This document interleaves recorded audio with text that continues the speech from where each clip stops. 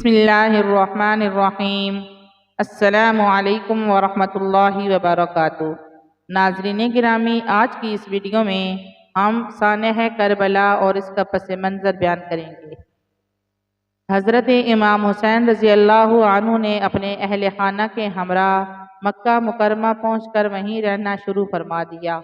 ادھر جب اہل کوفہ کو حضرت معاویہ رضی اللہ عنہ کی وفات کی خبر ملی اور یہ کہ حضرت حسین رضی اللہ عنہ اور بعض دیگر حضرات نے بیعت یزید سے انکار کر دیا، تو ان لوگوں نے یکے دیگرے بعد آپ کو کئی خطوط لکھے کہ ہم بھی یزید کے ہاتھ پر بیعت کرنے پر تیار نہیں، آپ رضی اللہ عنہ فوراً کوفہ آ جائیے، ہم سب آپ کے ہاتھ پر بیعت کریں گے۔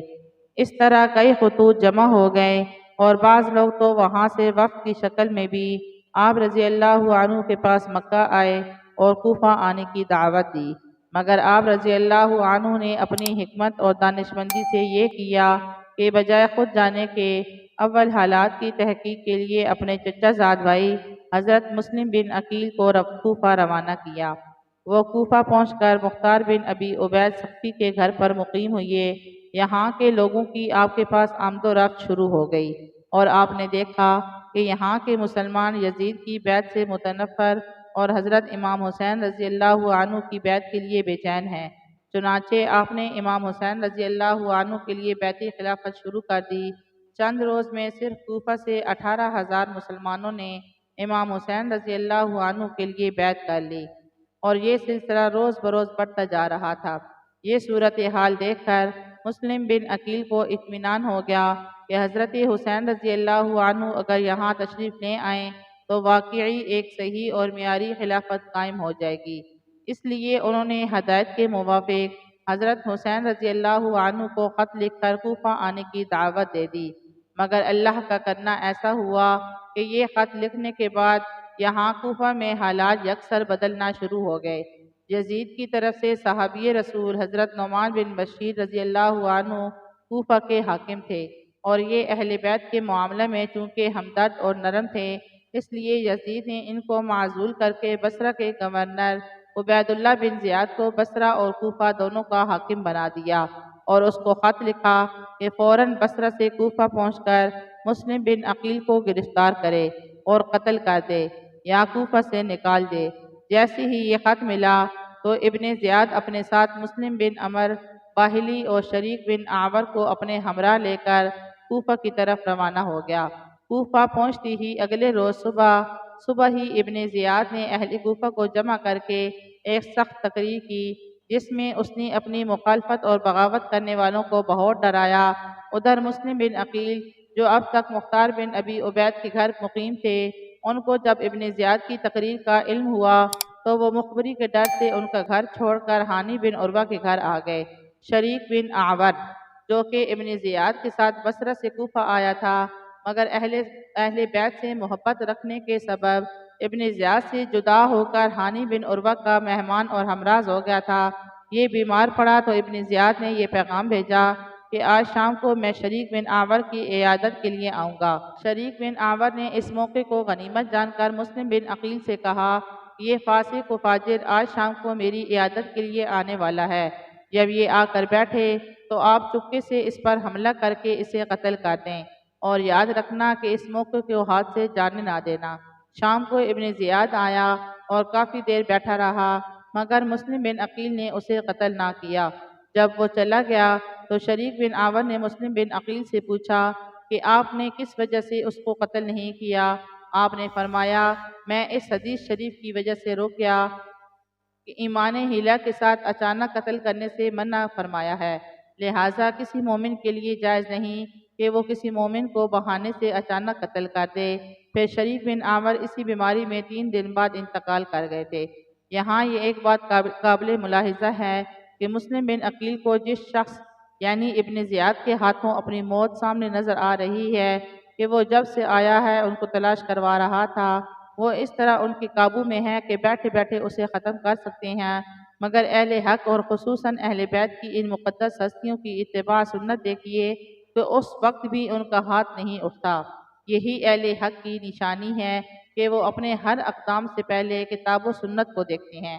کتاب و سنت سے اگر اس اقدام کی اجازت نہ ملے تو وہ اپنی جان تو قربان کر دیتے ہیں مگر کتاب و سنت کے خلاف کام نہیں کرتے۔ ابن زیاد نے اپنی ایک خاص چالاکی کے ذریعے یہ معلوم کروا لیا کہ مسلم بن عقیل ہانی بن عروہ کے گھر میں روپوش ہیں۔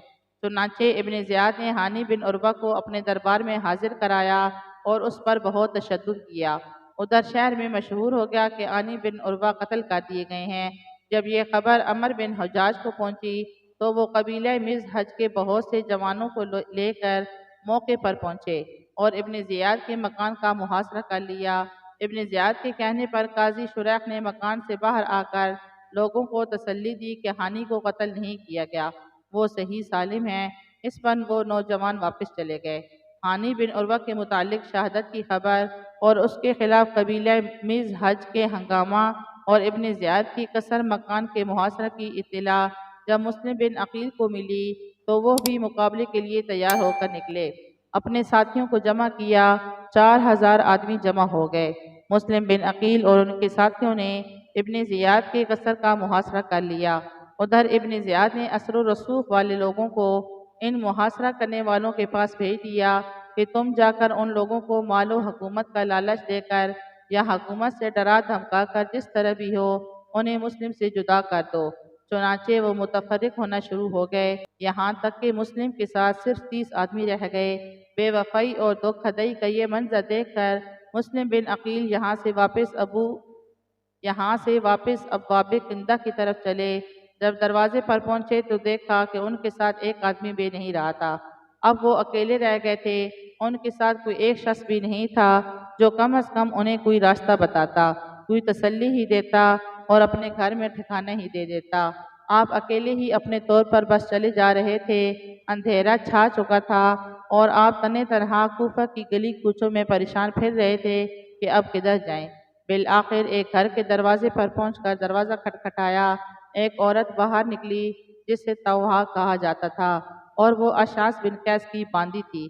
مسلم بن عقیل نے اسے کہا مجھے پانی پلا دو۔ اس نے پانی پلایا۔ وہ دوبارہ گھر سے باہر نکلی تو دیکھا کہ آپ وہیں بیٹھے ہیں۔ اس نے پوچھا کہ تم نے پانی نہیں پیا؟ آپ نے کہا ہاں پی لیا ہے۔ اس نے کہا تو اب اپنے گھر چلے جاؤ۔ آپ خاموش ہو کر بیٹھے رہے۔ اس نے 2-3 دفعہ ایسے کہا اور آپ اس طرح چپ کر کے بیٹھے رہے۔ وہ کہنے لگی اور آپ اسی طرح چپ کر کے بیٹھے رہے۔ وہ کہنے لگی سبحان اللہ، اللہ کے بندے، اللہ تمہارا بھلا کرے، اٹھو اپنے گھر جاؤ، کیونکہ تمہارا اس طرح میرے دروازے پر بیٹھنا درست نہیں ہے اور نہ ہی میں تمہیں اس بات کی اجازت دیتی ہوں۔ آپ اٹھے اور اسے کہا اللہ کی بندی، اس شہر میں میرا نہ کوئی گھر ہے اور نہ خاندان، تو کیا تم میرے ساتھ کوئی بھلا اور احسان کر سکتی ہو کہ مجھ بے یار و مددگار پردیسی کو کوئی ٹھکانہ دے دو؟ اس نے کہا کیا مطلب؟ آپ نے کہا میں مسلم بن عقیل ہوں، ان لوگوں نے مجھے جھٹلایا ہے اور مجھے دھوکہ دیا ہے۔ اس نے حیرت سے پوچھا مسلم بن عقیل تم ہو؟ آپ نے جواب دیا جی ہاں۔ اس کے بعد اس نے آپ کو گھر میں ٹھکانہ بھی دیا اور بستر اور کھانا بھی دیا۔ ابھی تھوڑی ہی دیر گزری تھی کہ اس کا بیٹا بلال جو لوگوں کے ساتھ اسی ہنگامے میں بیٹھ گیا ہوا تھا واپس آ گیا۔ اس نے دیکھا کہ میری والدہ بار بار کمرے کے اندر آتی جاتی ہے۔ اس نے سبب پوچھا تو عورت نے اسے چھپایا، مگر جب اس نے اصرار کیا تو عورت نے اول اس سے پکا عہد لیا کہ کسی کو بتانا نہیں، پھر مسلم بن عقیل کے بارے میں بتایا کہ انہوں نے اندر پناہ لی ہوئی ہے۔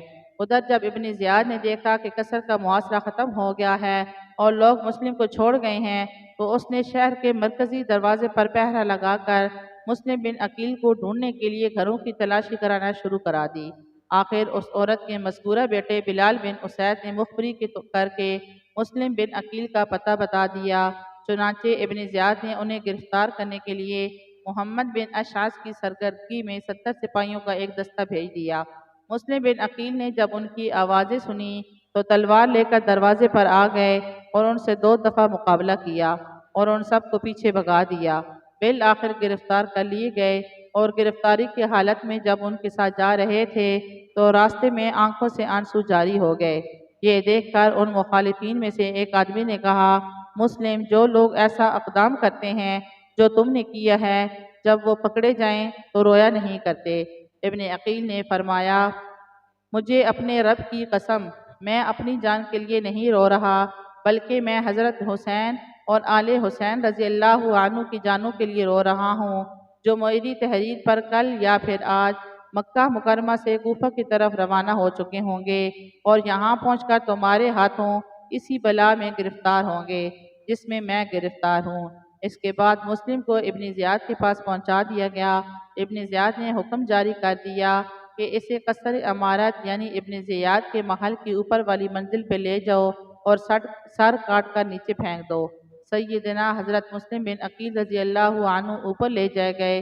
وہ تسبیح و استغفار پڑھتے ہوئے اوپر پہنچے اور بدبخت ابن زیاد کے حکم کے موافق ان کو شہید کر کے نیچے ڈال دیا گیا۔ انا للہ و انا الیہ راجعون۔ ان کو قتل کرنے کے بعد ہانی بن عروہ کو بھی بازار میں لے جا کر قتل کر دیا گیا۔ ابن زیاد نے ان دونوں کے سر کاٹ کر یزید کے پاس بھیج دیے۔ یزید نے شکریہ کا خط لکھا اور ساتھ ہی یہ بھی لکھا کہ مجھے یہ خبر ملی ہے کہ حسین عراق کے قریب پہنچ گئے، اس لیے جاسوس اور خفیہ نمائندے سارے شہر میں پھیلا دو اور جس پر ذرا بھی حسین کی تائید کا شبہ ہو اس کو قید کر لو، مگر جو شخص تم سے لڑائی پر اتر ہے اس کے علاوہ اور کسی کو قتل نہ کرو۔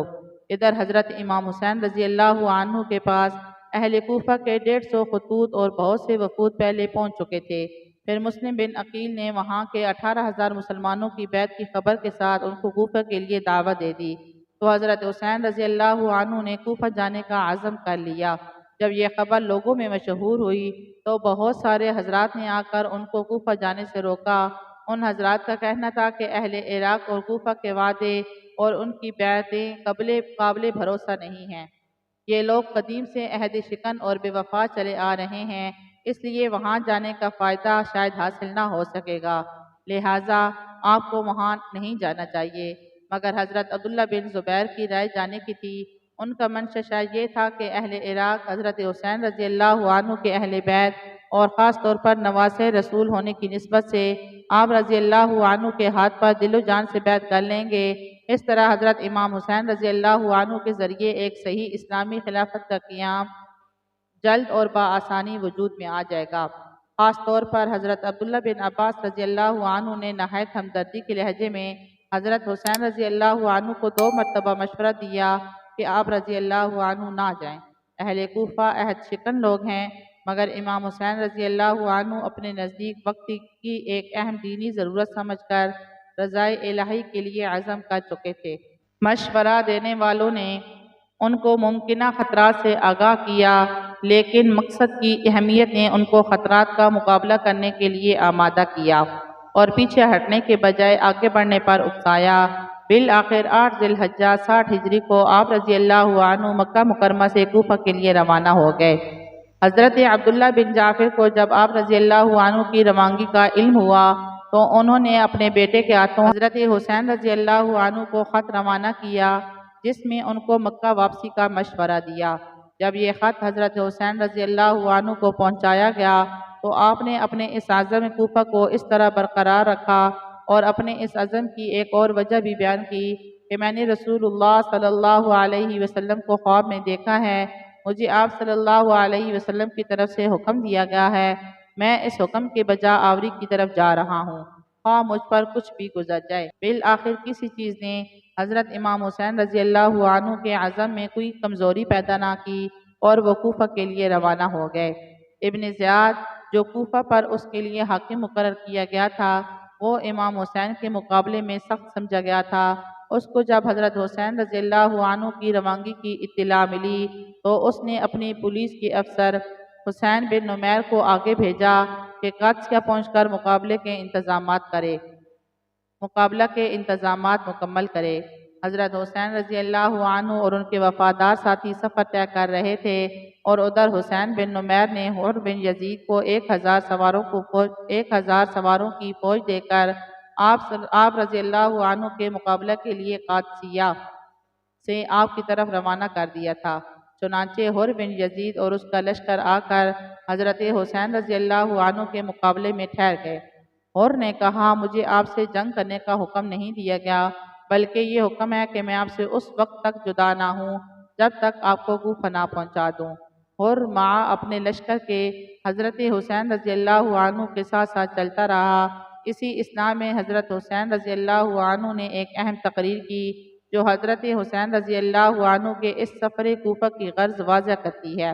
چنانچہ آپ نے حمد و ثنا کے بعد فرمایا، اے لوگو، رسول اللہ صلی اللہ علیہ وسلم نے فرمایا ہے کہ جو شخص کسی ایسے ظالم بادشاہ کو دیکھے جو اللہ کے حرام کو حلال سمجھے اور اللہ کے عہد کو توڑ دے، سنت رسول صلی اللہ علیہ وسلم کی مخالفت کرے، اللہ کے بندوں کے ساتھ گناہ اور ظلم و عدوان کا معاملہ کرے، اور یہ شخص اس بادشاہ کے ایسے افعال اعمال دیکھنے کے باوجود کسی قول یا فعل سے اس کی مخالفت نہ کرے، تو اللہ تعالیٰ کے ذمہ ہے کہ اس کو بھی اپنے اس ظالم بادشاہ کے ساتھ اس کے ٹھکانے یعنی دوزخ میں پہنچا دے۔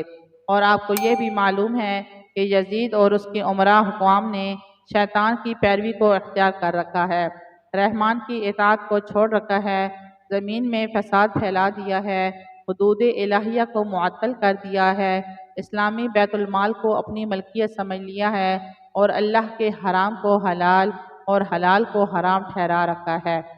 اس کے بعد پھر اسی مضمون پر مشتمل قدر مفصل تقریر کی۔